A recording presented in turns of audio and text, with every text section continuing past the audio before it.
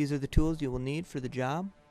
One 4mm hex or Allen wrench, one 10mm socket with an extension if possible, one master grip, rubber gripper.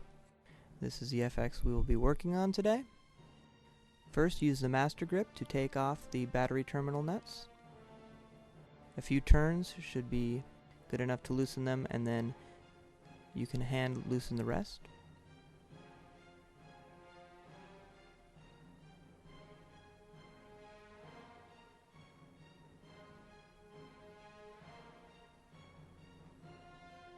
As a general note, please save all parts taken off the unit.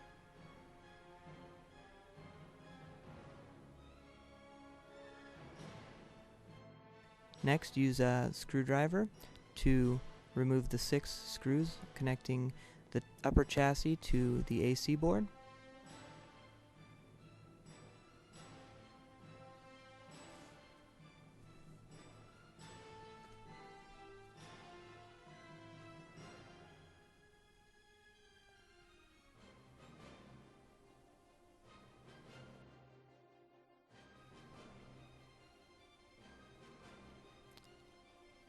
A pair of needle nose pliers may help you remove a few of the screws.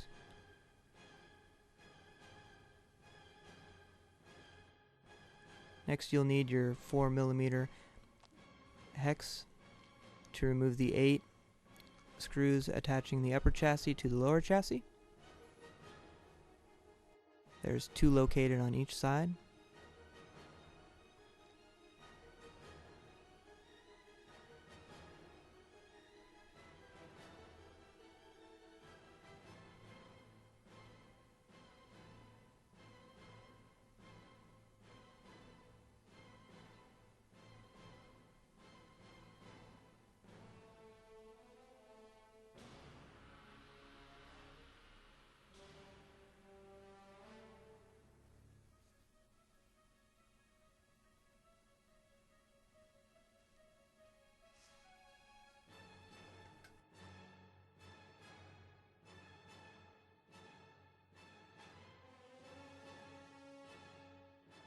Next, we will take the upper chassis off the lower chassis. Be slow about this because the fan is still connected to the FET board. All you will need to do is pinch the connector and it comes off quite easily. Now you've removed the top cover completely.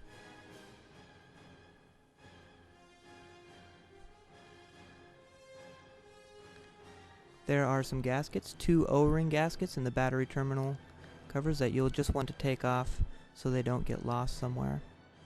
And also the big gasket surrounding the whole unit. Now these 3 gaskets may be stuck inside the top cover, so look for them there if you can't find them in the FET board. Next, grab your 2 10mm wrenches and unscrew the bolt connecting the low idle kit. There are 5 pieces to this: 1 nut, 1 lock washer, 2 flat washers, and 1 bolt. Next, grab your 10mm socket with extension. Now by the 6 blue capacitors, between the 6 blue capacitors and the lower chassis, you will find another bolt. Remove this bolt, and you're just about there. Before you remove the FET board, however, you need to remove the ribbon cable connecting the FET board to the computer board. Just push the 2 tabs and it comes out quite easily. If you have a vented unit, you will need to remove the green wire, which is right underneath that ribbon cable connector. You will see this later in the display.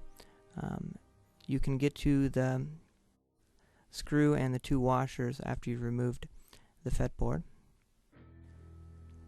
Next, we'll remove the computer board and the AC board. There is 1 ribbon cable connecting the 2. Remove this cable and then pull up on both boards and the computer board comes right out. The AC board is connected still by the transformer wires. If you wiggle these a little bit, they come off pretty easily, and you are done removing all boards. You may not need to remove all boards, but that just shows you that you can. This is the inside of the lower chassis. You can see the AC wires, the black and white ones, some slots for each board to fit in. The AC board fits in the second slot. You need to connect the white neutral wire to the lower connector. It is labeled XFMR NEU for neutral, and the black wire to the hot connector, which is the upper connector. Grab your computer board. These go in simultaneously. The computer board goes in the first slot, and the AC board goes in the next, or the second slot. There's a little lip on the AC board that fits over the computer board in some instances. These fit down nicely, and the transformer wires will fit under a gap in the AC board. Make sure this happens, because if you pinch those wires, they could short out. This is the thermistor that will plug into the FET board for a vented unit. Not used in this because it's a sealed unit. Next, put the FET board into the third slot, and make sure that they're in the slots, because if they're not, again, there could be movement and some shorting of parts. Next, grab your one bolt,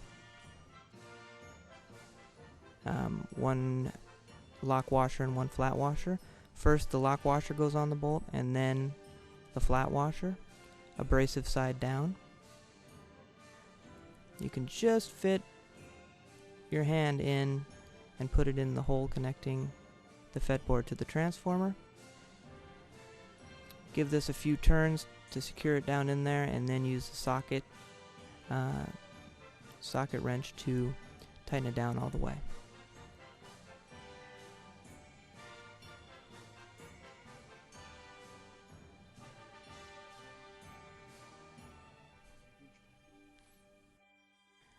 Normally, this uses 106, or specified at 106 inch-pounds if you have a torque wrench. Next, you're going to want to get your other bolt, 2 flat washers, and 1 lock washer and nut. First, take the bolt with 1 flat washer. Put this through the low idle kit. Next, you'll want to take your second flash washer. Put that on. Next comes the lock washer, and finally the nut. Secure these down and use your 10mm wrenches to finish tightening. Again, if you have some way to see the torque of this, it's 106 inch-pounds.